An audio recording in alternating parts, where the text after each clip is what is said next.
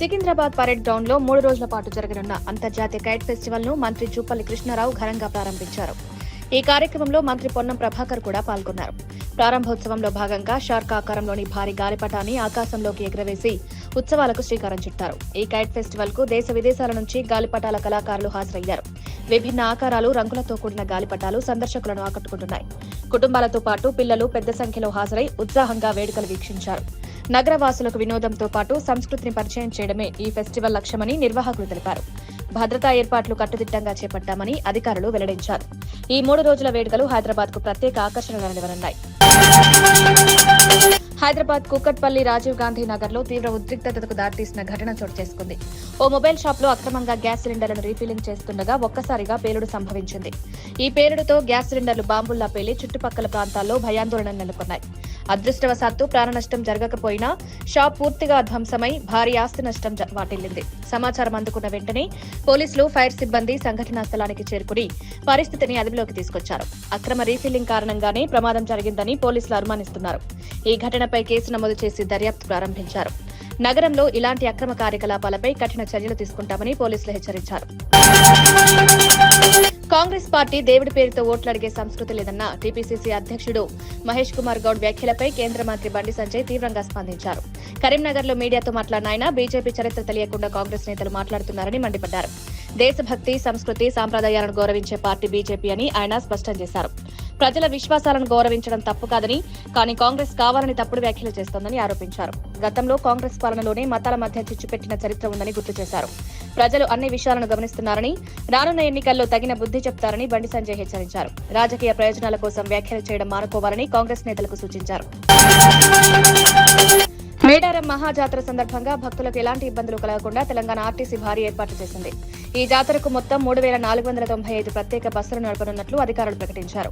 ఉమ్మడి కరీంనగర్, వరంగల్, ఆదిలాబాద్, ఖమ్మం జిల్లాలతో పాటు రాష్ట్రంలోని పలు ప్రాంతాల నుంచి ప్రత్యేక సర్వీసులు అందుబాటులో ఉంటాయన్నారు. భక్తుల రద్దీని దృష్టిలో ఉంచుకుని ప్రత్యేక బస్సుల్లో 50% అదనపు ఛార్జీలు వసూలు చేయాలని నిర్ణయించారు. భద్రత, ట్రాఫిక్ నియంత్రణపై ప్రత్యేక దృష్టి పెట్టామని అధికారులు వెల్లడించారు.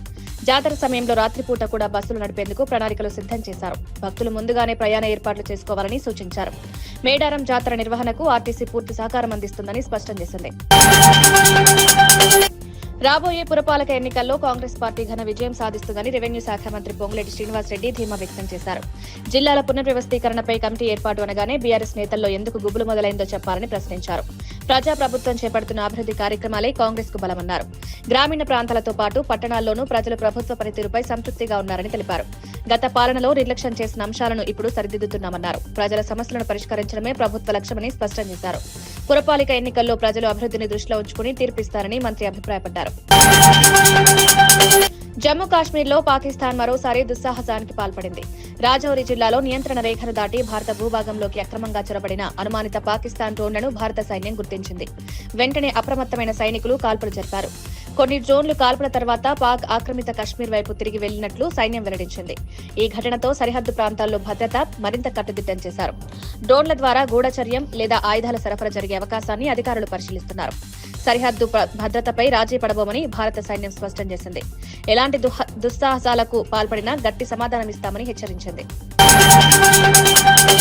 మహబూబ్ నగర్ జిల్లా జడ్చర్ల మండలం మాచారం వద్ద 44వ జాతీయ రహదారిపై అర్ధరాత్రి ఘోర రోడ్డు ప్రమాదం జరిగింది. హైదరాబాద్ నుంచి కర్నూలుకు వెళ్తున్న ఆర్టీసీ బస్సు ముందున్న డీసీఎంను ఢీకొట్టింది. ఈ ప్రమాదంలో 31 మంది ప్రయాణికులు తీవ్రంగా గాయాలయ్యాయి. వారిలో 5గురి పరిస్థితి విషమంగా ఉన్నట్లు వైద్యులు తెలిపారు. సంక్రాంతి పండుగకు సొంతూళ్లకు వెళ్తున్న సమయంలో ఈ ప్రమాదం జరగడంతో ప్రయాణికుల్లో భయాందోళన నెలకొన్నాయి. క్షతగాత్రులను వెంటనే మహబూబ్ నగర్ ప్రభుత్వ ఆసుపత్రికి తరలించారు. ప్రమాదంలో జాతీయ రహదారిపై ట్రాఫిక్ నిలిచిపోయింది. పోలీసులు ఘటనా స్థలానికి చేరుకుని రాకపోకలను పునరుద్దరించారు. ప్రమాదానికి గల కారణాలపై దర్యాప్తు కొనసాగుతోంది.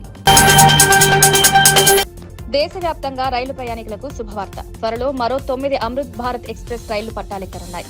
ఈ రైళ్లు పశ్చిమ బెంగాల్, అస్సాం నుంచి దేశంలోని వివిధ ప్రాంతాలకు రాకపోకలు సాగించనున్నట్లు రైల్వే శాఖ ప్రకటించింది. ఆధునిక సదుపాయాలతో రూపొందించిన ఈ రైళ్లు సామాన్య ప్రయాణికులకు మెరుగైన సేవలు అందించనున్నాయి. భద్రత, శుభ్రత, సౌకర్యాలపై ప్రత్యేక దృష్టి పెట్టినట్లు అధికారులు తెలిపారు.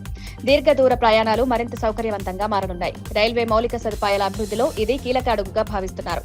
ప్రయాణికుల రద్దీని తగ్గించడంలో ఈ కొత్త రైళ్లు కీలక పాత్ర పోషిస్తాయని రైల్వే శాఖ ఆశాభావం వ్యక్తం చేసింది.